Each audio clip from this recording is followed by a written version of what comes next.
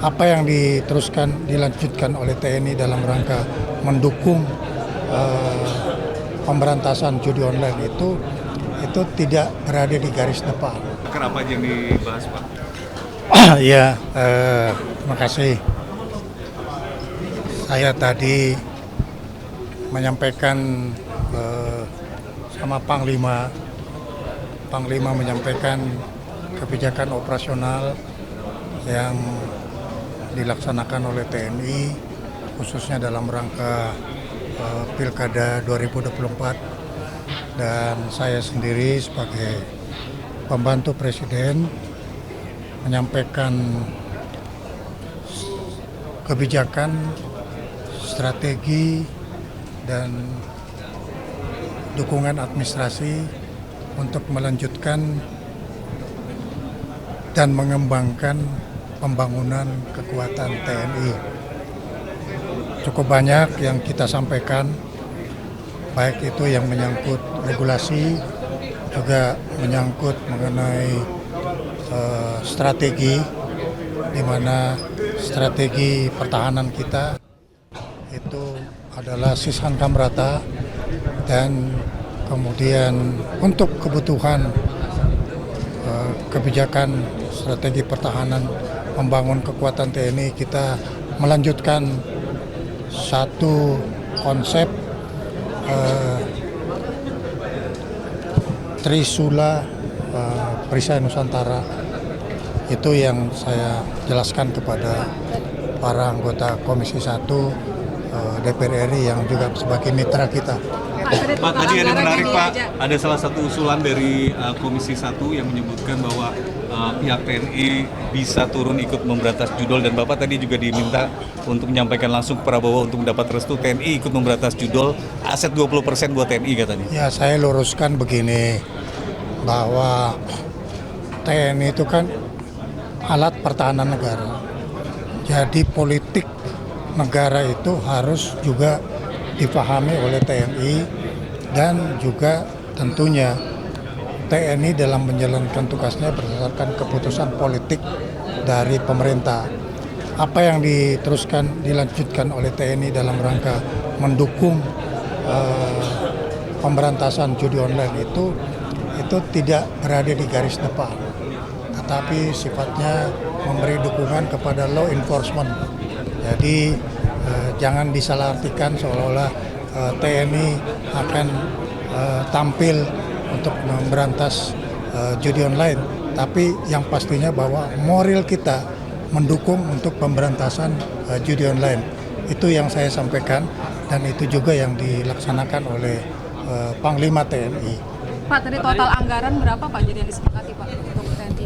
Kita belum berbicara anggaran karena DIPA-nya sendiri saya belum dapat. Kalau DIPA anggaran 2025 sudah dapat, tentunya kita akan secara terbuka menyampaikan.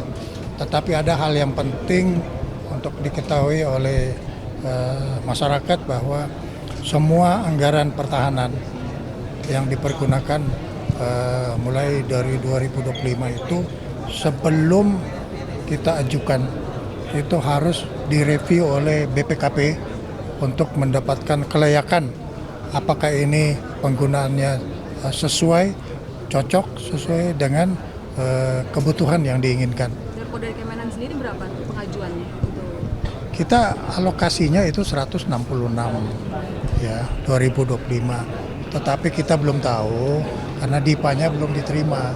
Jadi ini merupakan bukan baru pagu sementara ya.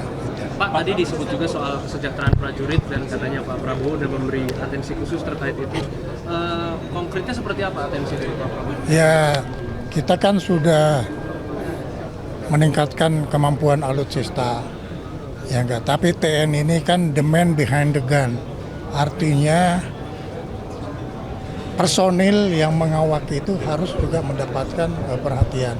Bagaimana kesehatannya, asuransi kesehatan, bagaimana rumahnya, kemudian juga bagaimana mereka yang tugas-tugas operasi itu dapat kelayakan tunjangan yang sesuai, karena prajurit TNI itu apakah itu angkatan darat, angkatan laut, maupun angkatan udara. Apabila dia sudah berangkat meninggalkan rumah untuk suatu tugas, belum tentu kembali. Nah, kita harus menjadikan itu sebagai suatu perhatian, sebab mereka kan sudah tekan kontrak. Oleh karena itu kita mesti perhatikan mereka, perawatannya, kesehatannya, dan juga tunjangannya apabila dia berangkat tugas operasi. Dan ini sudah menjadi perhatian Panglima. Jadi saya itu momong TNI, ya. Anak asuh saya itu sekian ratus ribu yang harus saya pikirkan kelayakannya dia bertugas dan kelayakannya dia sebagai seorang prajurit secara kemanusiaan.